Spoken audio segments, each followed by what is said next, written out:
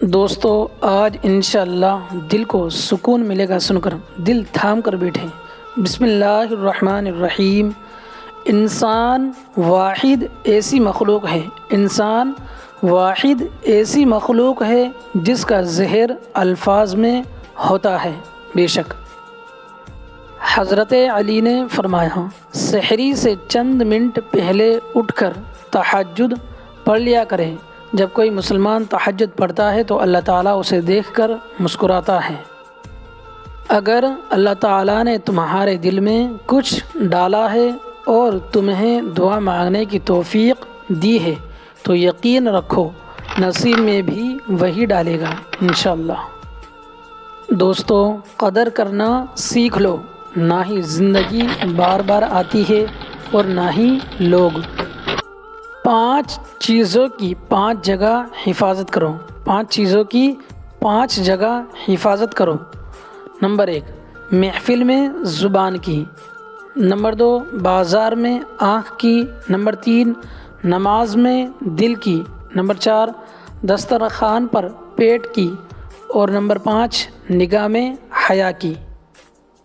کسی نے ماں سے سوال کیا، سنیں دوستوں، کسی نے ماں سے سوال کیا کہ اگر آپ کے قدموں سے جنت لے لی جائے، اگر آپ کے قدموں سے جنت لے لی جائے اور آپ سے کہا جائے کہ کچھ اور مانگ لو تو آپ خدا سے کیا مانگو گی؟ بڑا ہی پیارا سوال ہے، سنیں۔ تو امی نے بہت خوبصورت جواب دیا، میں اپنی اولاد کا نصیب اپنے ہاتھ سے لکھنے کا حق مانگوں گی، کیونکہ ان کی خوشی کے آگے میرے لیے ہر جنت چھوٹی ہے۔ دوستو تہجد روٹھے ہوئے رب کو منانے کا وقت ہے۔ اپنے دن کا آغاز صدقہ دینے سے شروع کرو، اس دن تمہاری کوئی دعا رد نہیں کی جائے گی۔ دوستو اب غور سے سنیں، سن کر آنکھوں سے آنسو نکل آئیں گے۔ آخر تک سنیں اس قصے کو، آپ حضرات نے سنا بھی ہوگا، ایک مرتبہ اور سنیں۔ اویس قرنی رحمۃ اللہ علیہ کو یہ مقام کیسے ملا؟ تو سنیں، ایک بزرگ گزرے ہیں، حضرت اویس قرنی رحمۃ اللہ علیہ، یہ تابعین میں سے تھے۔ نبی صلی اللہ علیہ وسلم کا زمانہ پایا اور یہ اکیلے ہی اپنی والدہ کی خدمت کرنے والے تھے۔ ایک موقع پر والدہ سے انہوں نے اجازت مانگی کہ میں نبی صلی اللہ علیہ وسلم کا دیدار کروں۔ نبی صلی اللہ علیہ وسلم کے دیدار کی اجازت مل گئی، مگر والدہ نے کہا بیٹا، خدمت کرنے والا پیچھے کوئی دوسرا نہیں، تم جلدی لوٹ آنا۔ مدینہ طیبہ آئے۔ اللہ تعالیٰ کی شان، نبی صلی اللہ علیہ وسلم اس وقت سفر پر تشریف لے گئے تھے، یہ وہاں نہ ٹھہرے اور واپس آ گئے۔ سنیں دوستو، آخر تک سنیں۔ جب نبی صلی اللہ علیہ وسلم واپس تشریف لائے تو آپ صلی اللہ علیہ وسلم کو بتایا گیا کہ اس طرح کا ایک بندہ آیا تھا، ملاقات کرنا چاہتا تھا، زیارت کرنا چاہتا تھا، مگر چونکہ آپ نہیں تھے، ان کو واپسی کی جلدی تھی، وہ واپس چلا گیا۔ نبی صلی اللہ علیہ وسلم اس بات کو سن کر خوش ہوئے۔ آپ صلی اللہ علیہ وسلم خوش ہوئے، دیکھو دوستو، نبی صلی اللہ علیہ وسلم اس بات کو سن کر خوش ہوئے۔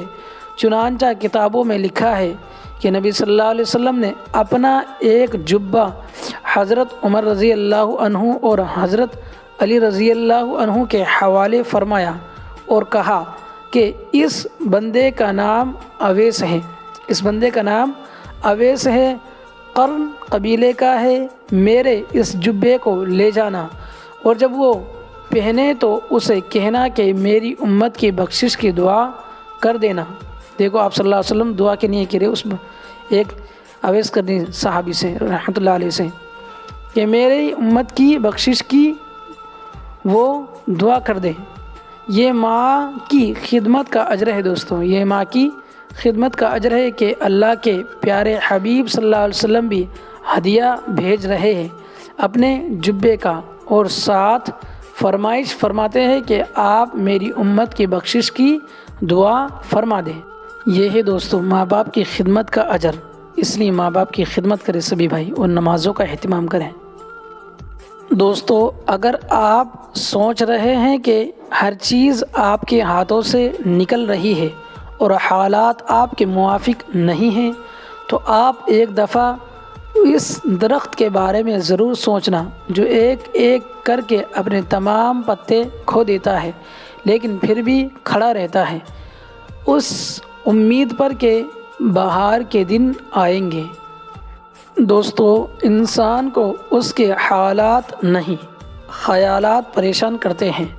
حالات تو وقت کے ساتھ بدلتے رہتے ہیں لیکن خیالات کو بدلنا آسان نہیں ہوتا۔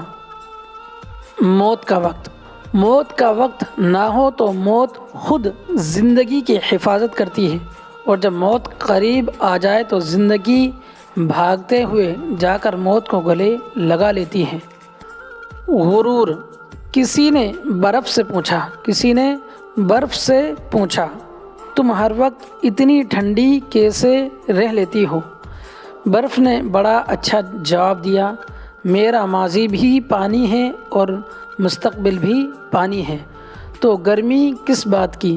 اسی طرح انسان کا ماضی بھی مٹی ہے اور مستقبل بھی مٹی ہے، تو پھر غرور کس بات کا ہے؟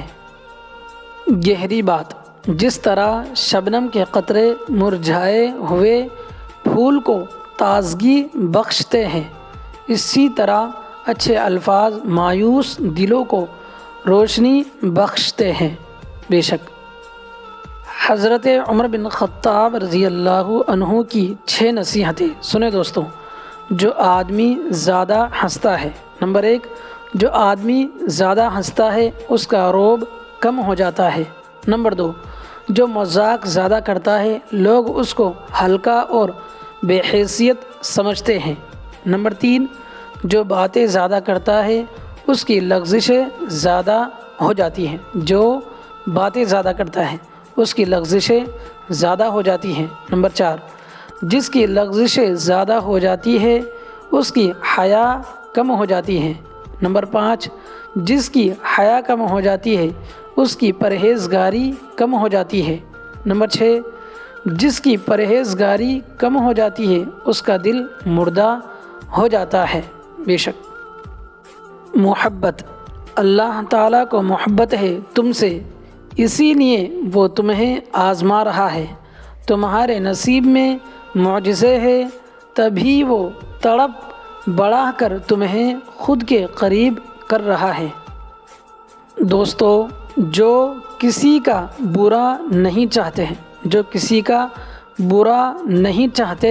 ان کے ساتھ کوئی برا نہیں کر سکتا، یہ میرے رب کا وعدہ ہے۔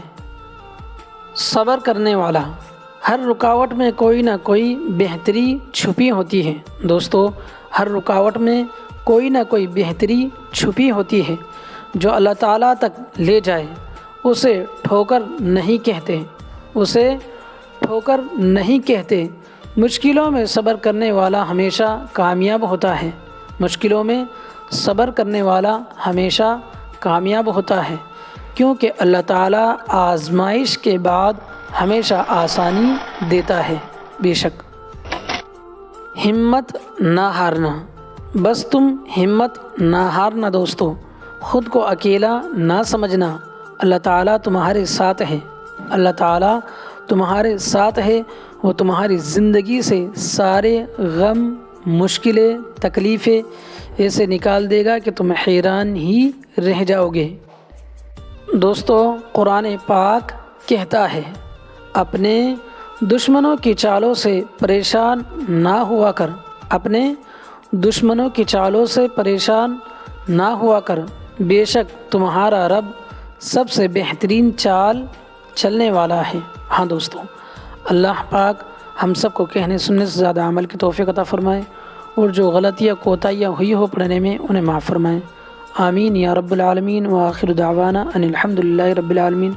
دوستو سبھی بھائی بہنوں سے ایک گزارش ہے کہ یار نمازوں کا خاص طور سے اہتمام کریں۔ 5 وقت کی نمازوں کا کسی چیز کا اہتمام کریں نہ کریں، لیکن نمازوں کو اپنے ٹائم سے پڑھنے کی فکر کریں اور اپنے بچوں کو مدرسے بھیجیں، انہیں دینی تعلیم حاصل کرائیں، یہ بہت ضروری ہے، نہیں تو اس میں ماں باپ کی پکڑ ہے۔ کل قیامت کے دن ماں باپ سے پوچھا جائے گا اپنے بچوں کو کیوں نہیں پڑھایا، دینی تعلیم کیوں حاصل نہیں کریں۔ اس لیے آپ بھی نمازوں کا اہتمام کریں اور اپنے بچوں سے بھی نمازوں کا اہتمام کرنے کا بولا کریں۔ شکریہ، دعاؤں میں یاد رکھیں۔ السلام علیکم ورحمۃ اللہ وبرکاتہ۔